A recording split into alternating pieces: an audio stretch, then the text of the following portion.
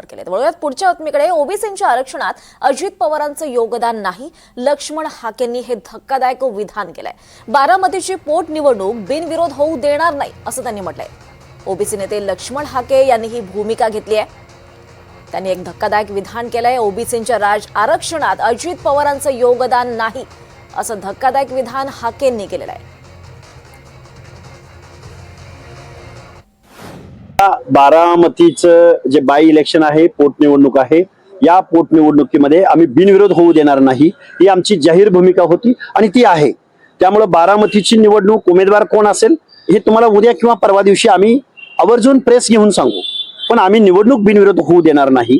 कारण या महाराष्ट्रामध्ये ओबीसीच्या प्रश्नावरती मी ज्यावेळी गेल्या अनेक वर्षापासून आंदोलन करतोय, सत्ताधारी असो किंवा विरोधक असो, निवडून गेलेली सत्ताधारी मंडळी असोत किंवा महाराष्ट्राच्या राजकारणावर मोठ्या प्रमाणात इन्फ्लुएन्स असणारे पवार घराणं असो, हे ओबीसीच्या आरक्षणाबद्दल मात्र बोलताना दिसून